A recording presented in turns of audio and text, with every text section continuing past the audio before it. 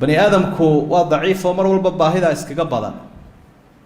mar walba inta ladan waxa ka badan inta baahan marka islaamkeenu halka uu ka taagan yahay kaalintaas oo la buuxiyo iyo qofka muslimka waxa laga doonayo casharkani kaasuu ku saabsan yahay si aynu aragno qofka mu'minka ah inuu yahay qof la maalayo bacaan oo aanu ahayn qof mushkiladaysan oo laga firdhanayo si aynu ogaano inaanad u noolayn naftaada keligeed laakiin aanu u nooshahay bulshada iyo xataa dadka caalamka ku nool mawduucan aynu ka warramaynaa muslimka oo qura ma khuseeyo laakiin dadka baahidooda la daboolayo ee muraadkooda loo quminayo gaaliya islaamba uu noqon karaa gaalada marka loo ixsaan sameeyo waxaa dhacaysa in qofka qalbigiisa la qabto lasoo islaamiyo lianna alxura yustacbadu bilixsaan qofka bani aadamkaa waxaa lagu soo jeheeyaa samafalka in dadka muraadkooda loo qubiyo muraadku waa muraad mashruucahum qofka bani aadamkii wixii uu baahan yahay nooc kastaba ahaadee sharcigu ogolyay lifaaqaasuma la raacinaya wax kastoo qofka bani aadamkii uu baahan yahay arrin buu noqon karaa adduun buu noqon karaa aqoon buu noqon karaa awood lagu taageeraa buu noqon karaa ishaare waxaa noqon karaa istishaare iyo talo la siiyo dhinac walba qofku wuxuu u baahan yahay gurmad buu noqon karaa in la saacido wixii uu sharcigu saamaxayo taas waa wasiyatu rabbi alcaalamiin 10 qodob baynu ka xusi doonaa dardaaran ilaahay uu ina siiye weeye ilaahay ummadda muuminiinta u yeedha wuxuu uhi yaa ayuha aladiina aamanuu irkacuu wasjuduu wacbuduu rabbakum wafcaluu lkhayr dadka alla yaqaanka ah shahaadanayo ilaahay rumeeya oo u rukuuca u sujuuda oo wixii khayr oo dhan wixii khayr ah falas oo fuliya si aa u liibaantaa marka culimaadu tafsiir waxay qaar ka mid leeyihiin wafcaluu lkhayra waxay sheegaysaa xidhiidhkii addoomaha dhexdooda iyo samafalkii iyo qadaa'u lxawaa'ij ilaahay xidhiidhkiisaguna wanaajiyo caabuda dadka la nooshihiinna u samafala adduunyada midda labaad waa sabiilu lxasanaat xasanaad inaynu helo oo akownka khayr aynu ka buuxinno oo ilaahay uu inoo miisaamo aakhire ayaynu u baahanna meelaha laga kasbadee laga baadi doono waxaa ka mida dadka oo loo muraad qumiyo mar walbana waxa la socdo lagu lifaaqaya xasba alistitaaca qofku intuu karayo haddaad tidhaahdo khayr baa lagu sheego waxaanad karaynin aad isa saarto dee waad kufaysaa fattaqu llaha ma statactu qofka bani aadamka mar walba waxaa laga doonayaa sunno iyo faralba waa wuxuu karayo wamaa tuqadimuu lianfusikum min khayrin tajiduuhu cinda allahi huwa khayran waacdama ajra wax kastoo samaysaan oo khayra haba yaraado ilahay agtiisa idinka heli isagoo waaweyn waxyaabaha la gudbinaya waxaa ka mid a ergadii man yashfac shafaacatan xasanatan yakun lahu nasiibun minha waxtarka waxaa ka mid a ergo aad cid ergo gasho hebel waxaa ha loo fuliyo nin baa nabiga u yimi sala allahu calayhi wasalam rasuulku wuxuu arkay inuu wax u baahan yahay asxaabtiibuu doonay inay doorkooda qaataan wuxuu ihi ishfacuu tu'jaruu wayaqdi allaahu calaa lisaani nabiyihi maa shaa xadiidku waa sugay idinku doorkiina qaatoo dee ninkani waxaas u baahan yahay iiga ergeeyo rasuul allah u fuli dhaha si aa ajri u heshaan anigu go-aankan doono aan gaadhay kaalintiina qaata saasuu ku rabeeyey rasuulku sala allahu calayhi wasalam aayadduna waxay leedahay qofka ergo wanaagsan galaa ilaahay nasiibkiisu iyo dheeftiisu siin doona waa mas-uuliya amaama allah inaad dadka wax tartiyo in kale ilaahay baa ku weydiin doona marka waa inaad su-aasha dee waxaad kaga jawaabto sii haysaa ilaahay waxaad ugu jawaabi lahayd subxaanahu watacaala ma naqaano inagu qofka muslimkaana dhaqankiisa maaha inuu idhaahdo aniga waxba igama gelin maxaa dadka iga khuseeya taydii baa iga badatay hawshaydu waa sidan uma jeeda iga daaya ku socon may sida ilaahay uu ku weydiinayaa wixii aad kari karaysay dadka ma u fulisay mise waad fulin waxaa ku sugan xadiid saxiixa fii muslim min xadiidi abi hurayra rasuulku sala allahu calayhi wasalam wuxuu tilmaamay qofku markuu ilaahay hortaagan yahay qiyaamaha ilaahay baa wuxuu leeyay ina aadamow waan bukoodoo imaad soo booqan waan gaajoodayoo waxba imaad siin waan haraadayoo sharaab iyo cabitaan imaad siinin qofkii wuu yaabayaa wuxuu leeyay oo ilaahay saan wax kuu siiyaa waanta rabbulcaalamiin adiga cid walba iska lahaa ma baahdaad haydba sidaad u bukootay sidaad u haraaday sidaad u gaajootay ilaahay baa u fasiraya xadiidku waa kala saafsaafan yahay markaasaa wuxuu uhi miyaanaad ogeyn addoonkaygii hebel ama heblaaye inuu bukoodo aanad soo booqan haddaad soo booqan lahayd kaydka maantaad heli lahayd wuu gaajooday addoonkaygii hebel cunuu ku weydiistay waxba maad siin haddaad siin lahayd agtaydaad ka heli lahayd addoonkaygii hebel wuu haraaday sharaab iyo cabitaan maad siinin haddaad siin lahayd maanta kaydka agtaydaad ka heli lahayd fursad ku dhaaftay weeye taas waa mas-uuliya qodobka afraad istifaau llaahi tacaala liladiina yaqduuna xawaa'ij annaas ilaahay baa doortay dadka danahooda u taagan inay u fuliyaan ummadda oo ay u xaajo qumiyaan xadiid dabaraani uu warinayo saxiixa ayaa rasuulku waxa uhi ina annaasan ikhtasahum llahu binnafci اkhtasahum اllahu bالnicami lamanaafic الcibaad yuqirhum fiiha maa badaluuha faإidaa manacuuha nazacahu minha faxawalaha ilىa gayrihim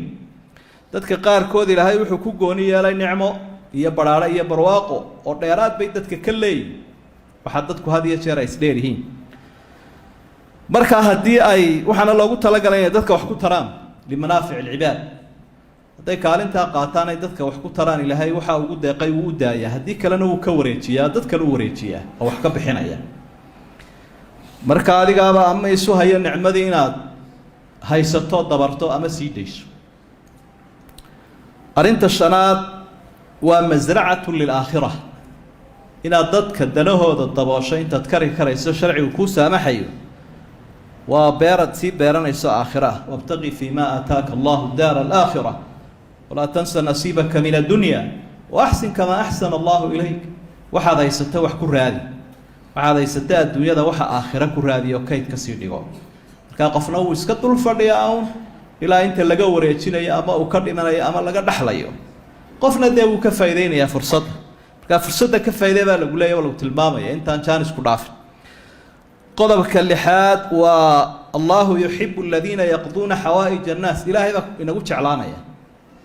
inaad keligaa uun iska cibaadaysan keligii haanla unaanad iska noqon iska shaqaysta ummadda aad danahooda ka qayb gasho in la xaliyo waxa weeye wax ilaahay kugu jeclaanayo inuu ilaahayna jeclaadaana waa waxaynu u rooraynaba rasuulku wuxu uhi sala allahu calayhi wasalam xadiid xasana oo dabaraani warinaya min xadiid ibni cumar axabu nnaasi ila allahi anfacahum linnaas ilaahay dadkan wuxuu ugu jecel yahay qofka dadka ugu waxtar badan waxaa laga fahmayaa kaasi waa manduuqiya mafhuumka xadiidka dadka ilaahay wuxuu ugu necabya ka ummadda ugu dhib badan qofka ummad shariirka ah dhibiilu ka duulayaana marka la arko laga baydhayo ayaa ilaahay ugu necabya weeye dadka marka waxaa si ilaahay kuu jeclaada ka qayb gal inaad muraad qumiyo noqoto wakadalik waa sabiilu maxabati الnaas waa almaxaba bayna الnaas dadka muslimiintu inay isjeclaadaanna waxaa ka qayba inay wax istarayaan oo istabantaabinayaan oo istaakulaynayaan مثل المؤمنين في توادهم وتراحمهم وتعاطفهم إلى آخر الحديث كمثل الجسد الواحد dadka muuminiinta marka la eego isjacaylkooda iyo isu naxariisashadooda waxay ka dhigeen jir kaliya dee jirkaaga qofku waxa la korkiisa biyo kama hakrado marka qofka walaalkaaga waxba kama hakranaysid maadaama dee waxahaagii qayb ka mid ah kol haddii iimaanku idin walaalay qodobka sideedaad wahiya wasaa'ilu waxdati lmujtamac bulshadeenna waxyaabaha midaynaya waa markaa wax isku taraan qofku wuxuu ku leeyahy markuu waxba kaa waayo markuu duruufaysaya markuu bukoodo markuu hilimaad u baahan yahy markuu waxba kaa waayo ma aakhiru aborka iga celinaya hay dhaaf hay daayo haddii la idhaa uu dhintee muxuu nagu tarayay buu leeyahy marka horeba waxba kumaanaan haynin idan markaa bulshadu waxa ay isugu xidhmi karaan ay isku jeclaan karaan ay ku midoobi karaan halkay gaal arsaaqad weydiisan laha inay iyagu isku tashanayaan oo istaakulaynayaan oo heblaayo abaal bay igu leedahay hebel abaal buu igu leeyahay anigoon abaalkii gudin miyaan dhiman doonaa saasuu qof waliba u fikiraya waana kan uu nebigu arrintuu tilmaamayo waa xadiidkii saxiixaynka markii uu lahaa almu'minu lilmu'mini kalbunyaan yashuddu bacduhu bacdan waa dad sida dhismahoo kale isu adkaynaya mu'miniintu wataa ilaahay uli watacaawanuu cala albiri waataqwa shicaarka iyo qaacidada ay muslimiintu ku wada soconayaan waa aayadda suuratulmaa'ida ku sugan isu kaashada samafalka iyo alla ka cabsiga xadgudub iyo dembina dadka muslimiinta iskuma garabsadaan qodobka sagaalaad hiya amaanu limuslim yowma alqiyaama haddaad doonayso maalinta cabsidu ay weyn tahay inaad nabad hesho waa maalinta qiyaamaha waxaad ka sii qayb gashaa adduunyada inta la joogo bulshada aada la nooshahay inaad wax tarto oo qof loo aayay aada noqoto qof la eeday aanad noqonin oo laga cawdo xadiid saxiixa waxaa ku sugan inuu nebigu yihi sala allahu calayhi wasalam waman masha u dheeraa xadiidku qayb ka mid aba waxay ahayd waman mashaa fii xaajati akhiihi xataa ahbataha lahu ahbata allahu caza wajalla qadamahu cala siraad yowma tazallu fiihi alaqdaam qofka u socdo walaalkii ama walaalihii muraadkooda inuu xalliyo oo uu u tooga qumiyo ilaa uu u dhammeeyo arrinka ah ilaahayna maalinta qiyaamaha sidaa uu arrinkaa wanaagsan dadka ugu hirgeliyey cagihiisa wuxuu ku sugayaa jidka siraad ee laga siiban doona buu nebigu sala allahu calayhi wasalam man andara mucsiran aw wadaca canhu adallahu allahu fii dilli xadiidkaasina saxiixa muslim buu ku sugan yahay qofka dayn ku yeelata inaad ama ka sugto ama wax ka dayso ama kaba dhaafto waxay keenaysaa inuu ilaahay qiyaamaha ku hadheeyo sidaasuu yihi rasuulunaa sala allahu calayhi wasalam intaa waxaynu sii raacin lahayn inaynu eegno bal salafuna saalix iyo dadkeennii wanaagsanaa siday iyaguna u dhaqmi jireen marka ay caawinayaan dadka walaalahooda tobaneeyo tusaale aynu ka soo qaadan doonaa oo nolosha marka had iyo jeer naska aada dhegaysato sida loo noolaanayo qur-aan iyo xadiidba waxaa mudan iyadana inaad dhegaysato taariikhda dadka wanaagsan iyo waxaa daliilku sheegaya sida loo dabiqay ama loogu dhaqmay si ay tusaale kugu noqoto aada una garato waxaan inaanu ahayn wax mustaxiil ahoo adage adiga laftaadu aada fulin karto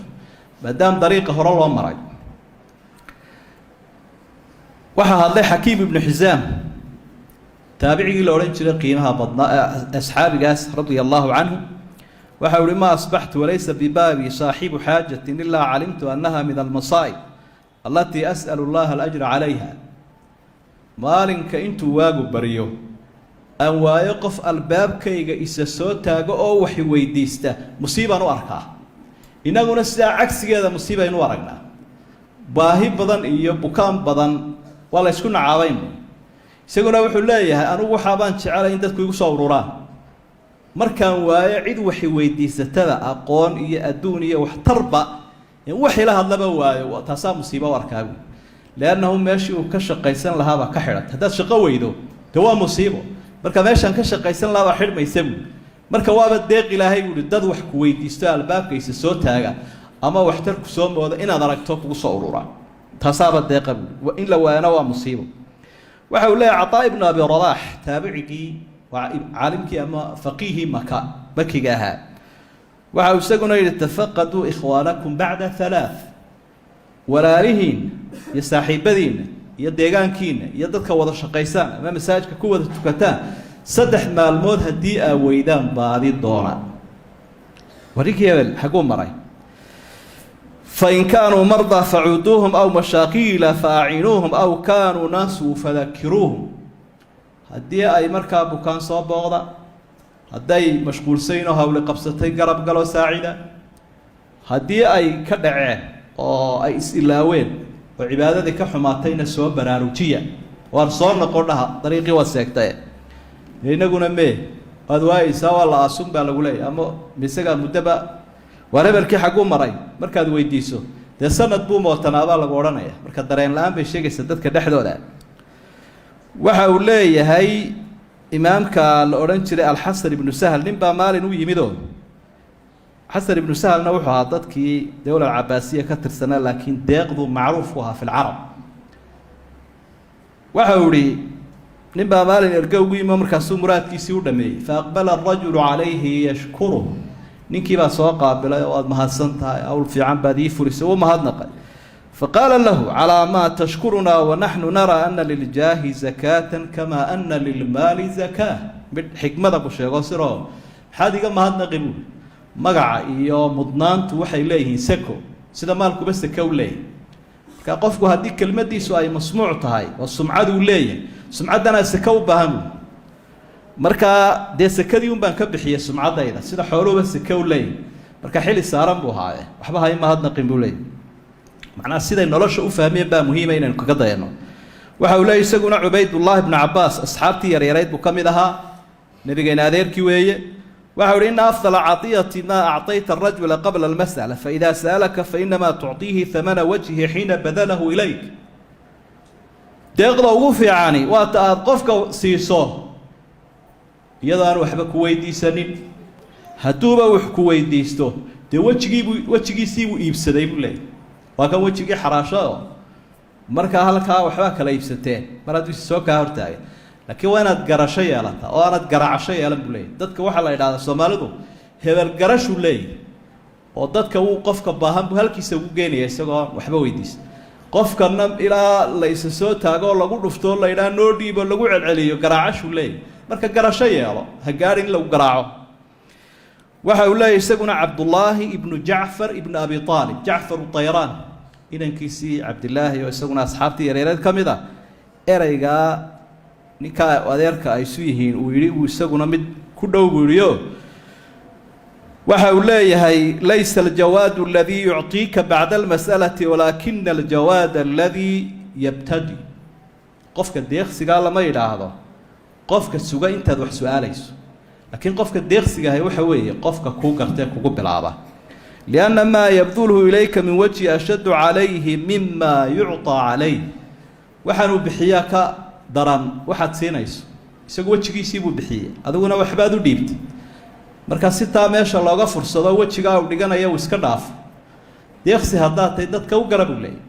marka dadkan ku xaduuraya wax weydiisanaya iyagu su'aasha badan waxooda waa la siinaya laakiin waxaad daydayaysaa dadka xishoonaya ee baahan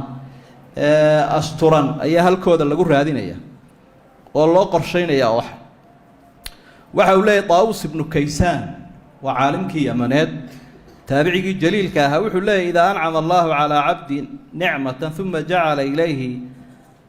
حوائج الناس فاحتمل وصبر وإلا عرض تلك النعمة للزوال قفك مركو إلهي ديقسي dadkana fah lagu soo siiyo mid baa macrifo iyo aqoon ku weydiisanaya su'aalaha ku badinayaan mid kalena idib ku kala xoolo ku weydiisanaya mid kale adigoo madaxa wixii uu xaq u lahaa ku weydiisanaya dadka hadii la daba dhigo qofkan waxa uu dheeraad leeyahay daraadeed oo iskaga sabro ilaahay nicmadiisa uu ilaaliyaa hadii kale nicmadu way dhaafaysaa buu leeyahay waxba ka bixin waayo dadka albaabada ka xidha wuxuu dheeraad u leeyahay mutarrif ibn abdullah ibn shakhir taabici jaliil basri abuha ragi aclaamta ha cilmiga badnaa waxa uu leeyahay إذا كانت لك لي حاجة فلا تكلمني فيها ولكن اكتبها في ورقة ثم ارفعها إلي فإني أكره أن أرى في وجهك ذل المسألة نبو الله الله يوحو لي مركز مرادي يالاتو ورقضون كسوقر هاي هوريبان وحن كراهي سنة يا وجهك قد الليسان oo aad ka diiqadaysan tahay su'aasha inaan arko markaas aynu isu fahamno halkaaga iska fadhi warqad yar ii soo qor si aan ku afkarto bulay asmaa ibn kharij rahimahullah min jawaad al-arab ayuhaas waliya qaarkoodna waxa ay tilmaamaan inuu asxaabiha wuxuu leeyahay dadka qofka waxay weydiisanaan waxba uma diido qofka ay caayana ma caayo qofka waxay weydiistay waa laba midun inuu yahay qof kariim oo wanaagsan oo xishoonayo maanta ay ka soo dhacday oo mudan in wax la siiyo waa in la siiyaa markaa ka aamusimaayo ka labaad ee waxay weydiisteen inuu yahay mid la iimahoo liita oo u baahan cirdigayga iyo sharaftayda inaan ka laaruusho si aan u caayin waa labadaa midun qof mudan in maanta wax la siiyo kugu soo dhacay iyo mid xunoo dee haddii aad siin weydo ku caayaya marka labadiiba way mutaysteen buu in wax la siiyo saa daraadeed kolley muxuu iska siiyaa buu kolaan u ballan qaadana qofka ay caayina waa laba midun buu qof kariim ah oo wanaagsan oo maanta sinbir raxday oo la seegay oo in la saamaxa mudan iyo qof la iimahoo liito in lala tirsado aanay ahayn maxaa markaa labadaa midna jawaab uma mudnabu kii wanaagsanaana mar hadduu sinbir raxday maanta waa in la saamaxaa